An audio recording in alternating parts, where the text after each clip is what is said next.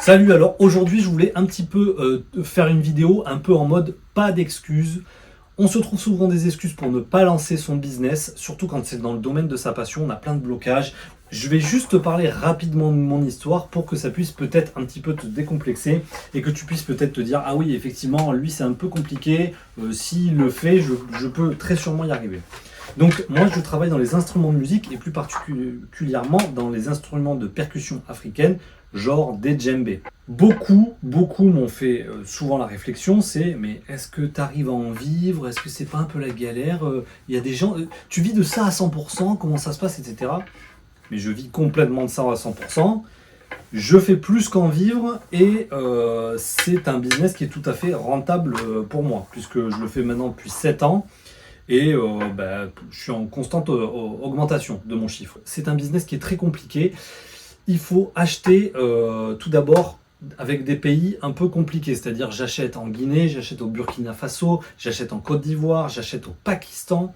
T'as pas tout le temps les bonnes photos de ce que tu veux, t'as pas les bonnes dimensions que ce que tu recherches, t'as pas tout un tas de trucs qui fait que c'est beaucoup plus compliqué que si tu traitais avec, je sais pas moi, l'Allemagne, etc., avec des trucs beaucoup plus carrés, etc.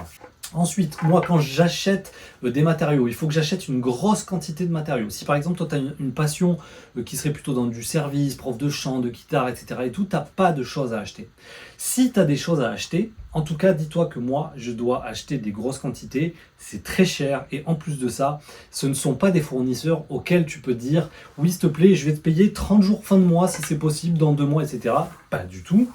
Tu vas avancer des sous pour qu'ils commencent simplement à travailler. Et peut-être 2 mois plus tard, tu reçois enfin ta marchandise. Donc, c'est même pas que tu payes après, c'est que tu payes carrément 2 mois avant. En termes de trésorerie, c'est quand même une petite gymnastique. Je voulais te dire aussi que c'est donc un business où on a des matériaux qui sont naturels, c'est-à-dire que le bois peut casser quand il arrive. Le bois, quand je monte des pots par-dessus, des fois le bois il est trop récent, il peut complètement se déformer. Il peut donc, du coup, un djembé qui est déformé, je ne peux pas vendre un djembé qui est ovale, quoi. C'est un gros problème là. Donc du coup j'ai un souci, je monte des peaux de chèvre dessus. Les peaux de chèvre elles peuvent casser parce que ça reste de la peau, des fois il y a des trous, des cicatrices, des pustules, des trucs, des défaillances qui font que d'un coup ça peut casser. Donc je peux passer du temps, des fois je peux mettre 3 fois à monter un djembé. Donc je dépense le prix des peaux, que j'ai bien évidemment payé à l'avance. Donc si je casse une peau, c'est pour ma pomme. Ce ne sera pas possible pour moi de me la faire rembourser.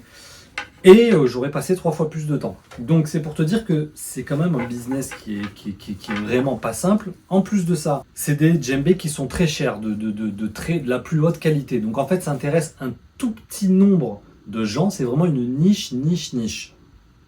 C'est-à-dire que j'ai un segment de marché qui est vraiment tout petit. Donc je suis obligé de travailler à l'international. J'envoie des djembés en Chine, en Thaïlande, au Canada, bien sûr en France, en Europe. Et du coup, ça demande une logistique vraiment pour les frais de port, etc. C'est pas simple.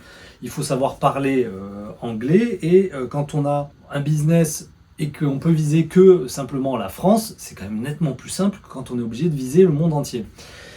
Donc encore une difficulté supplémentaire.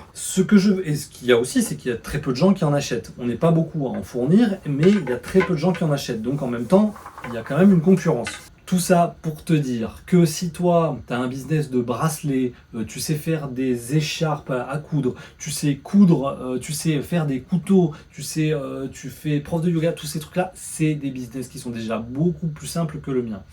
Et si j'y arrive, j'aime pas donner des chiffres, mais je vais juste te donner un petit chiffre. Le mois dernier, j'ai quand même réalisé à peu près 7000 € de chiffre. Donc je vais pas te dire exactement toutes mes marges, tous mes trucs, combien j'ai gagné au final, mais j'ai largement assez gagné pour vivre. Donc, si je l'ai fait, pas d'excuses, tu peux le faire. Tu peux pas, là tu pourras pas me dire, oui mais moi c'est compliqué parce que c'est des trucs un peu trop chers, un peu trop... Je vends des djembés qui coûtent à peu près 800 €. Un djembé 800 €. Imagine à quel point ça peut te paraître complètement fou. Sachant que sur le Bon Coin, t'en trouves en 30 secondes à 50, 70 €. Donc je vends des trucs qui sont très chers. Les fournisseurs, j'ai des difficultés. Il faut que je paye en avance, etc. Et malgré tout, j'arrive à bien m'en sortir. Première chose, parce que c'est ma passion. Si c'est pas ta passion, tu n'y arriveras pas. Et deux, parce que j'ai tout un écosystème marketing et de commerce, etc. C'est moi qui le fais, je suis tout seul à travailler, mais je me suis vraiment aperçu que si je voulais bien vendre, il fallait que je mette en place tout ce qui était marketing et commerce. Donc voilà, pas d'excuses, il faut que tu te lances dès demain à faire ton business passion, parce que pour moi maintenant, c'est une évidence, il n'y a que ça qui peut marcher. Allez, ciao, à plus.